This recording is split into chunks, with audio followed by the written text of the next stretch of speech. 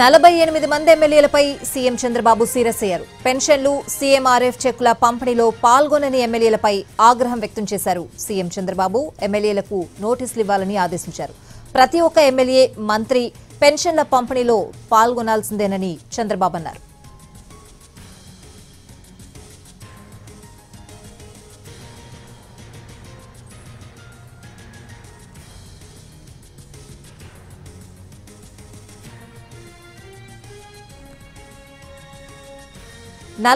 మంది ఎమ్మెల్యేలపై CM Chandrababu serious అయ్యారు. పెన్షన్లు, సీఎంఆర్ఎఫ్ చెక్కుల పంపిణీలో పాల్గొనని ఎమ్మెల్యేలపై ఆగ్రహం వ్యక్తం చేశారు సీఎం.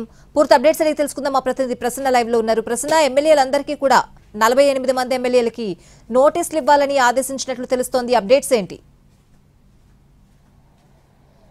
స్వాతి, ప్రధానంగా సీఎం చంద్రబాబు ఎమ్మెల్యేల వైఖరి మీద పదే చెప్తూ ఉన్నారు. పెన్షన్ పంపిణీలో పాల్గొనాలి, పార్టీ కార్యక్రమాలు ఏవైనా పాల్గొనాలి, సీఎంఆర్ఎఫ్ చెక్కులు ప్రధానంగా ఇచ్చేటప్పుడు, ఎందుకంటే నియోజకవర్గాల్లో సీఎంఆర్ఎఫ్ చెక్కులు ఇచ్చేటప్పుడు చాలా ఇంపార్టెంట్ కార్యక్రమం కింద దాన్ని చూడాలి. ఎమ్మెల్యేలు ఆ కార్యక్రమానికి అటెండ్ కాకుండా సీఎంఆర్ఎఫ్ చెక్కులు పంపిణీ చేస్తే కనుక మైలేజ్ అనేది చాలా ఇంపార్టెంట్. క్షేత్రస్థాయిలో కొన్ని రాజకీయపరమైన అంశాలు కూడా ఉంటాయి, కొన్ని ఎలక్షన్స్ కి సంబంధించిన అంశాలు ఉంటాయి, కొన్ని పాలనకు సంబంధించిన అంశాలు ఉంటాయి.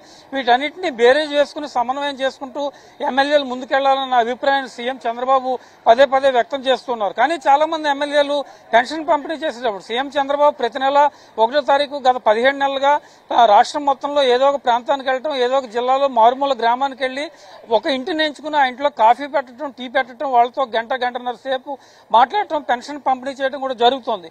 సీఎంఏ అంత ఓపికగా ప్రతి నెల 1వ తారీఖు ఇచ్చినప్పుడు ఎమ్మెల్యేలు ఇంకెంత ఓపికగా ఉండాలన్న అభిప్రాయం ప్రధానంగా వ్యక్తమవుతోంది.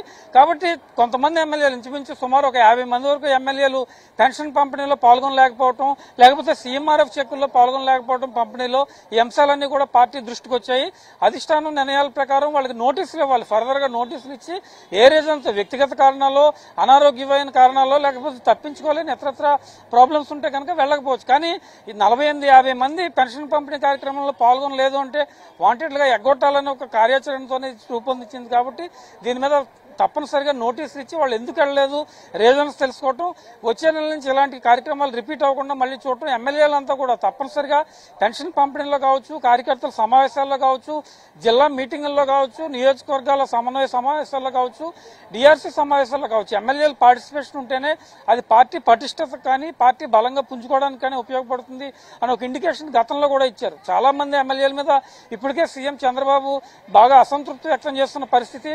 ఏ మీటింగ్ జరిగినా కూడా ఎమ్మెల్యేలు చాలా మంది తమ వైఖరి మార్చుకోవాలని, నియోజకవర్గాల్లో కార్యకర్తలకు ప్రధానంగా అందుబాటులో ఉండాలని, ద్వితీయ శ్రేణి నేతలకు అందుబాటులో ఉండాలని, అప్పుడే పార్టీ మనుగడ సాగించడం కష్టమవుతుందని, పొలిటికల్ గవర్నెన్స్, రాజకీయం, పాలన రెండు మిక్స్ చేసి చేయాలని చంద్రబాబు పదే చెప్తున్నా కూడా కొంతమంది ఎమ్మెల్యేలు మార్చుకోలేని పరిస్థితి ఏర్పడింది.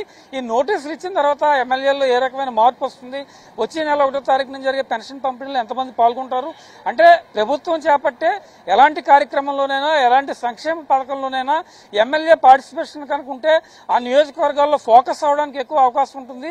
జనం ఆ ఎమ్మెల్యేను గుర్తించి మా ఎమ్మెల్యే మా నియోజకవర్గంలో అండగా ఉన్నాడు, మా నియోజకవర్గంలో తోడుగా ఉన్నారని పబ్లిక్ కూడా ఓన్ చేసుకునే అవకాశం ఉంటుంది. కాబట్టి పదే చెప్తూ ఉన్నారు. అలా ఎవరైతే వెళ్లలేదో వాళ్ళకి నోటీసులు ఇచ్చి కార్యక్రమం ప్రస్తుతం జరుగుతుంది. కాబట్టి ఎమ్మెల్యేలు నోటీసులు ఇచ్చిన తర్వాత ఎలా స్పందిస్తారు, మళ్ళీ సీఎం చంద్రబాబు యాక్షన్ ఏ రకంగా ఉండబోతుంది అనేది మనం చూడాల్సి ఉంది. స్వాతి.